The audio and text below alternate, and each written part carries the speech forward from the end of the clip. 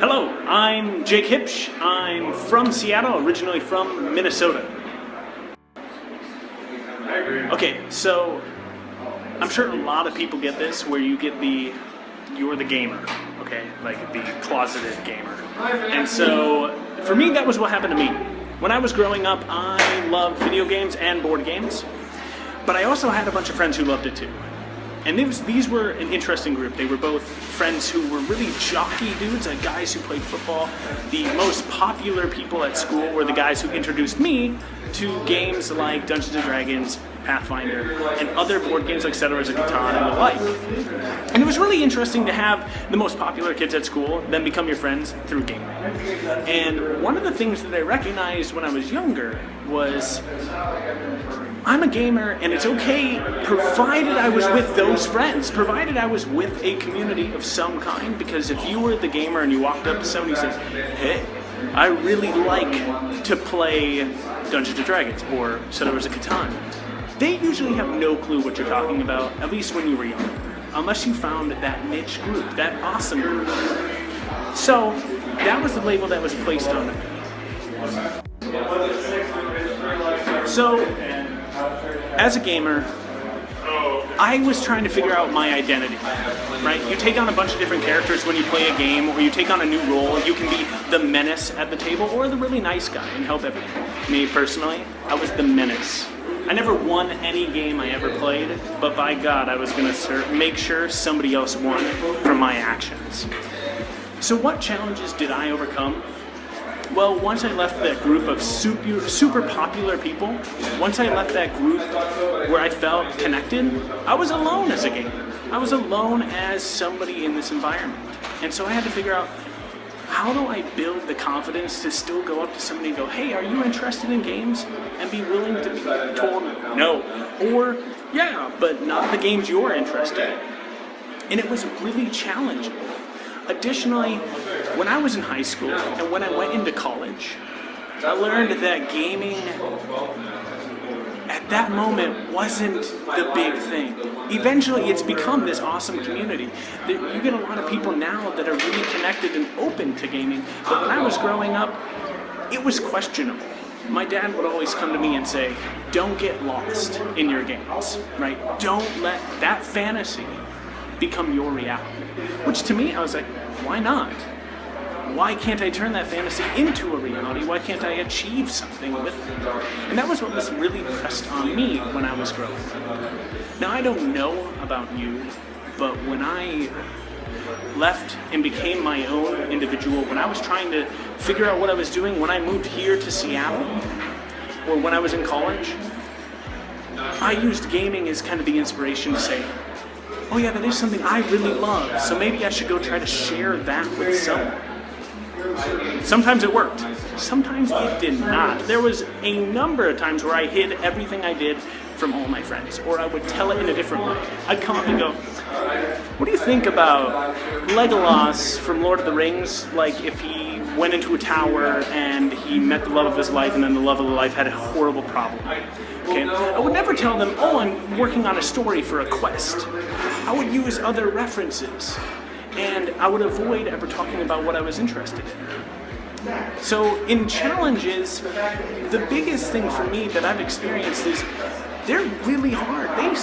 They are bad experiences, but in the long run, they got to teach me a lot about what was powerful for me, I was really interested in. So when I left college, I studied to be a teacher, and I studied English because I was good at both, and I was told at least I was a good teacher. I think a lot of experience that I had when I was running games helped me with that experience. I went into schools, and it was not good. It was a hard experience because all I wanted to do was make everyone happy, and that's not what you're supposed to do in those moments. So what did that do for me now? Well, I learned that, I'm not that good at some things, but I'm definitely good at others. Like, I'm good at running a game. And I learned from both teaching and running that game that sometimes you gotta be hard. You gotta be forceful and forthright with people and be really real with them. I moved to China for a year and worked at a university there. And from there, I still loved role-playing games. I loved this experience of board games in general. The few friends I met there were all gamers. And that was the moment where I was in a completely different country. And I had no clue what to do, but at least I could bond with somebody over a game of Magic the Gathering or Settlers of Catan or a board game of some kind, because everybody's gonna have a good time with that, even if you're bad. So now I'm in Seattle. I volunteer and work as a DM at one of the card shops here. And one of the great experiences of where I'm at now from labels and the challenges that I faced was I'm a lot more confident in what's going on.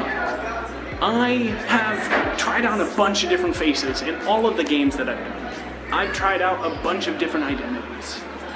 And I figured out that gives you a lot of strength. You learn to lose. I never really won. You learn to follow the rules when you have to, or break or bend them when you have to. All these things you learn from gaming, and you learn from board games, and it's a great experience. For me, when I finally arrived here in Seattle, I felt like I was achieving some of my major life goals. And when my father earlier had said, right, don't get lost in a fantasy, well, this is my fantasy. And I'm definitely lost in it. And part of that is gaming, board games, and the community that's in it. That's my fantasy. And it's fantastic. So I'm really glad now that I go out and I tell people like, hey, I really like games. I might not know anything about your game, but I'm gonna learn it. I'm gonna figure something out, because we don't necessarily feel comfortable always sharing our really intimate moments, our intimate games, the things that are really important to us. But as I grew up as a closeted gamer, I learned if I can just include you and teach you a little bit, it's a lot cooler than hiding it all from each other.